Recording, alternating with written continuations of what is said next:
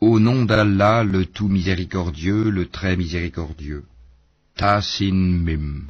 Voici les versets du livre explicite. Nous te racontons en toute vérité de l'histoire de Moïse et de Pharaon, à l'intention des gens qui croient. Pharaon était hautain sur terre. Il répartit en clans ses habitants afin d'abuser de la faiblesse de l'un d'eux. Il égorgeait leurs fils et laissait vivantes leurs femmes. Il était vraiment parmi les fauteurs de désordre. Mais nous voulions favoriser ceux qui avaient été faibles sur terre et en faire des dirigeants et en faire les héritiers, et les établir puissamment sur terre et faire voir à Pharaon, à Haman et à leurs soldats, ceux dont ils redoutaient. Et nous révélâmes à la mère de Moïse ceci: allaite-le, et quand tu craindras pour lui, jette-le dans le flot, et n'aie pas peur, et ne t'attriste pas, nous te le rendrons, et ferons de lui un messager. Les gens de Pharaon le recueillirent pour qu'il leur soit un ennemi et une source d'affliction. Pharaon, Haman et leurs soldats étaient fautifs. Et la femme de Pharaon dit: cet enfant réjouira mon œil et le tien, ne le tuez pas, il pourrait nous être utile, ou le prendrons-nous pour enfant? Et il ne pressentait rien. Et le cœur de la mère de Moïse devint vide. Peu s'en fallut qu'elle ne divulguât tout, si nous n'avions pas renforcé son cœur pour qu'elle restât du nombre des croyants. Elle dit à sa sœur: suis-le. Elle l'aperçut alors de loin sans qu'il ne s'en rende compte. Nous lui avions interdit auparavant le sein des nourrices. Elle, la sœur de Moïse, dit donc: voulez-vous que je vous indique les gens d'une maison qui s'en chargeront pour vous tout en étant bienveillants à son égard? Ainsi, nous le rendîmes à sa mère afin que son œil se réjouisse, qu'elle ne s'affligeât pas, et qu'elle sût que la promesse d'Allah est vraie. Mais la plupart d'entre eux ne savent pas. Et quand il eut atteint sa maturité et sa pleine formation, nous lui donnâmes la faculté de juger et une science. C'est ainsi que nous récompensons les bienfaisants. Il entra dans la ville à un moment d'inattention de ses habitants. Il y trouva deux hommes qui se battaient, l'un était de ses partisans et l'autre de ses adversaires. L'homme de son parti l'appela au secours contre son ennemi. Moïse lui donna un coup de poing qui l'acheva. Moïse dit: cela est l'œuvre du diable, c'est vraiment un ennemi, un égareur évident. Il dit: Seigneur, je me suis fait du tort à moi-même, pardonne-moi. Et il lui pardonna. C'est lui vraiment le pardonneur, le miséricordieux. Il dit: Seigneur, grâce aux bienfaits dont tu m'as comblé, jamais je ne soutiendrai les criminels. Le lendemain matin, il se trouva en ville, craintif et regardant autour de lui, quand voilà que celui qui lui avait demandé secours la veille l'appelait à grands cris. Moïse lui dit: tu es certes un provocateur déclaré. Quand il voulut porter un coup à leur ennemi commun, l'Israélite dit: Ô Moïse, veux-tu me tuer comme tu as tué un homme hier? Tu ne veux être qu'un tyran sur terre et tu ne veux pas être parmi les bienfaiteurs. Et c'est alors qu'un homme vint du bout de la ville en courant et dit: Ô Moïse, les notables sont en train de se concerter à ton sujet pour te tuer. Quitte la ville, c'est le conseil que je te donne. Il sortit de là craintif, regardant autour de lui. Il dit: Seigneur, sauve-moi de ce peuple injuste. Et lorsqu'il se dirigea vers Madian, il dit: Je souhaite que mon Seigneur me guide sur la voie droite. Et quand il fut arrivé au point d'eau de Madian, il y trouva un attroupement de gens abreuvant leurs bêtes, et il trouva aussi deux femmes se tenant à l'écart et retenant leurs bêtes. Il dit: Que voulez-vous? Elles dirent: Nous n'abreuverons que quand les bergers seront partis, et notre père est fort âgé. Il abreuva les bêtes pour elles, puis retourna à l'ombre et dit: Seigneur, j'ai grand besoin du bien que tu feras descendre vers moi. Puis l'une des deux femmes vint à lui, d'une démarche timide, et lui dit: Mon père t'appelle pour te récompenser pour avoir abreuvé pour nous. Et quand il fut venu auprès de lui, et qu'il lui eut raconté son histoire, le vieillard dit: N'aie aucune crainte, tu as échappé aux gens injustes. L'une d'elles dit: Ô mon père, engage-le à ton service, moyennant salaire, car le meilleur à engager, c'est celui qui est fort et digne de confiance. Il dit: Je voudrais te marier à l'une de mes deux filles que voici, à condition que tu travailles à mon service durant 8 ans. Si tu achèves 10 années, ce sera de ton bon gré. Je ne veux cependant rien t'imposer d'excessif. Tu me trouveras, si Allah le veut, du nombre des gens de bien. C'est conclu entre toi et moi, dit Moïse, quel que soit celui des deux termes que je m'assigne, il n'y aura nulle pression sur moi, et Allah est garant de ce que nous disons. Puis, lorsque Moïse eut accompli la période convenue et qu'il se mit en route avec sa famille, il vit un feu du côté du mont. Il dit à sa famille, « Demeurez ici, j'ai vu du feu, peut-être vous en apporterai-je une nouvelle ou un tison de feu afin que vous vous réchauffiez. » Puis quand il y arriva, on l'appela du flanc droit de la vallée, dans la place bénie à partir de l'arbre, « Ô Moïse, c'est moi, Allah, le Seigneur de l'univers. » Et « Jette ton bâton. » Puis quand il le vit remuer, comme si c'était un serpent, il tourna le dos sans même se retourner. « Ô Moïse, approche et n'aie pas peur, tu es du nombre de ceux qui sont en sécurité. Introduis ta main dans l'ouverture de ta tunique, elle sortira blanche sans aucun mal, et serre ton bras contre toi pour ne pas avoir peur. Voilà donc deux preuves de ton Seigneur pour Pharaon et ses notables, ce sont vraiment des gens pervers. Seigneur, dit Moïse, j'ai tué un des leurs et je crains qu'il ne me tue. Mais Aaron, mon frère, est plus éloquent que moi. Envoie-le donc avec moi comme auxiliaire pour déclarer ma véracité. Je crains vraiment qu'il ne me traite de menteur. Allah dit, nous allons par ton frère fortifier ton bras et vous donner des arguments irréfutables. Ils ne sauront vous atteindre grâce à nos signes, nos miracles. Vous deux et ceux qui vous suivront seront les vainqueurs. Puis quand Moïse vint à eux avec nos prodiges évidents, ils dirent, « Ce n'est là que magie inventée, jamais nous n'avons entendu parler de cela chez nos premiers ancêtres. » Et Moïse dit, « Mon Seigneur connaît mieux qui est venu de sa part avec la guidée, et à qui appartiendra la demeure finale. Vraiment, les injustes ne réussiront pas. » Et Pharaon dit, « Ô notables, je ne connais pas de divinité pour vous autre que moi. Haman, allume-moi du feu sur l'argile, puis construis-moi une tour, peut-être alors monterai-je jusqu'au Dieu de Moïse.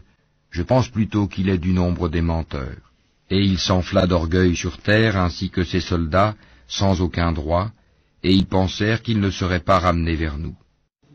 Nous le saisîmes donc, ainsi que ses soldats, et les jetâmes dans le flot. Regarde donc ce qu'il est advenu des injustes. Nous fîmes d'eux des dirigeants qui appellent les gens au feu, et au jour de la résurrection, ils ne seront pas secourus.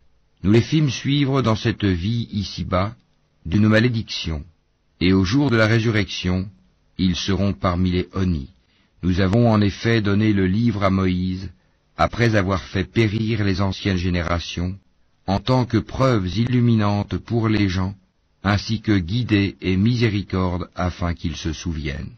Tu n'étais pas sur le versant ouest du Sinaï quand nous avons décrété les commandements à Moïse. Tu n'étais pas parmi les témoins. Mais nous avons fait naître des générations dont l'âge s'est prolongé, et tu n'étais pas non plus résident parmi les gens de Madian leur récitant nos versets. Mais c'est nous qui envoyons les messagers. Et tu n'étais pas au flanc du mont Thor quand nous avons appelé.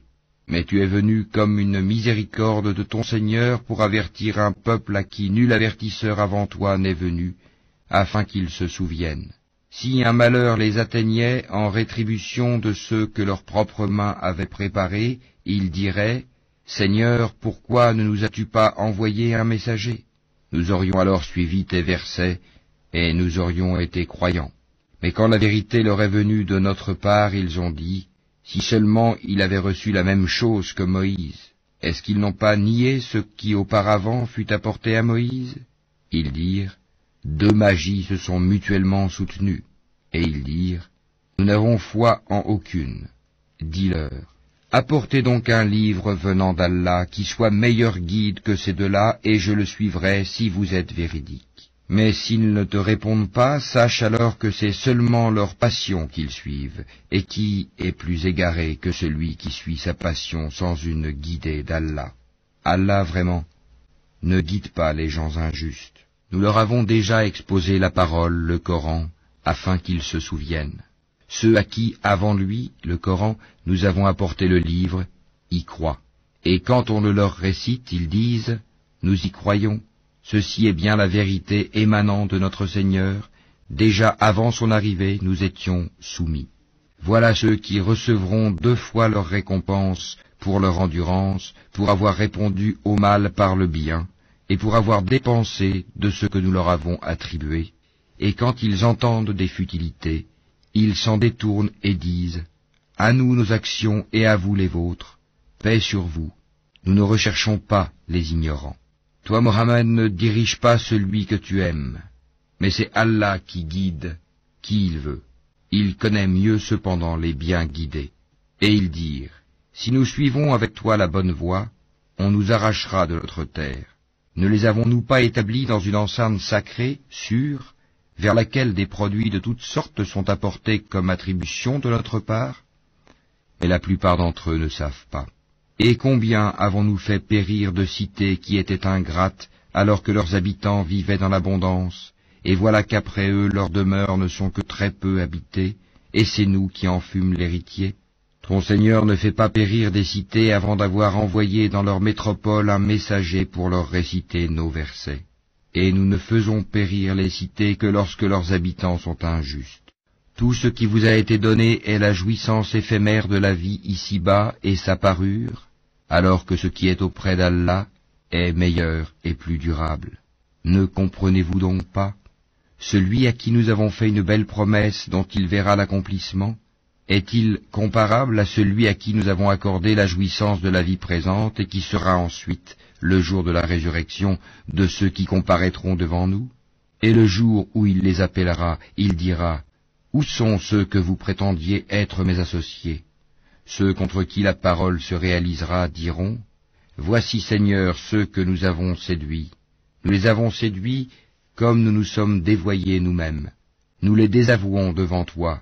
Ce n'est pas nous qu'ils adoraient. Et on leur dira, appelez vos associés. Ils les appelleront, mais ceux-ci ne leur répondront pas. Quand ils verront le châtiment, ils désireront alors avoir suivi le chemin droit dans la vie d'ici-bas. Et le jour où il les appellera et qu'il dira, que répondiez-vous aux messagers?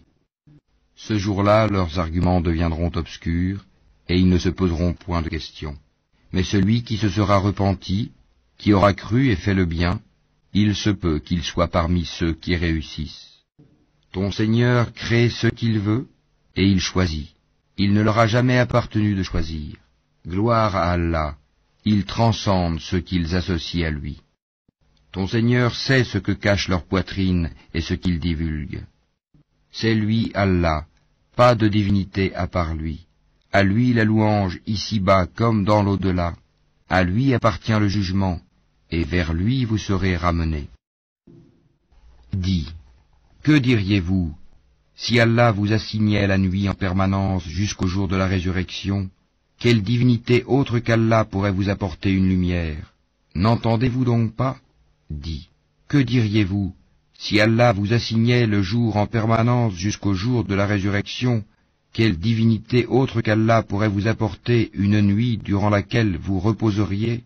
N'observez-vous donc pas? C'est de par sa miséricorde qu'il vous a assigné la nuit et le jour, pour que vous vous y reposiez et cherchiez de sa grâce, et afin que vous soyez reconnaissants. Et le jour où il les appellera, il dira, où sont ceux que vous prétendiez être mes associés? Cependant nous ferons sortir de chaque communauté un témoin, puis nous dirons, apportez votre preuve décisive. Ils sauront alors que la vérité est à Allah, et que ce qu'ils avaient inventé les a abandonnés. En vérité, Corée, Karun, était du peuple de Moïse, mais il était empli de violence envers eux. Nous lui avions donné des trésors dont les clés pesaient lourd à toute une bande de gens forts. Son peuple lui dit, ne te réjouis point, car Allah n'aime pas les arrogants. Et recherche à travers ce qu'Allah t'a donné la demeure dernière. Et n'oublie pas ta part en cette vie. Et sois bienfaisant comme Allah a été bienfaisant envers toi.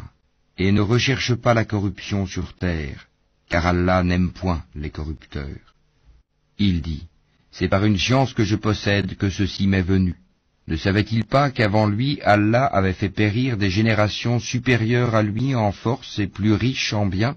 Et les criminels ne seront pas interrogés sur leurs péchés? Il sortit à son peuple dans tout son apparat. Ceux qui aimaient la vie présente dirent, si seulement nous avions comme ce qui a été donné à Corée, il a été doté, certes, d'une immense fortune, tandis que ceux auxquels le savoir a été donné dirent, malheur à vous, la récompense d'Allah est meilleure pour celui qui croit et fait le bien, mais elle ne sera reçue que par ceux qui endurent. Nous fîmes donc que la terre l'engloutit, lui et sa maison. Aucun clan en dehors d'Allah ne fut là pour le secourir, et il ne put se secourir lui-même. Et ceux qui, la veille, souhaitaient d'être à sa place, se mirent à dire, « Ah, il est vrai qu'Allah augmente la part de qui il veut parmi ses serviteurs ou la restreint.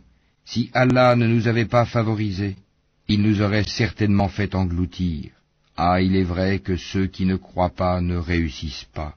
Cette demeure dernière, nous la réservons à ceux qui ne recherchent ni à s'élever sur terre, ni à y semer la corruption. Cependant, l'heureuse fin appartient aux pieux. Quiconque viendra avec le bien aura meilleur que cela encore, et quiconque viendra avec le mal, qu'il sache que ceux qui commettront des méfaits ne seront rétribués que selon ce qu'ils ont commis. Celui qui t'a prescrit le Coran te ramènera certainement là où tu souhaites te retourner. Dis, mon Seigneur connaît mieux celui qui a apporté la guidée et celui qui est dans un égarement évident. Tu n'espérais nullement que le livre te serait révélé.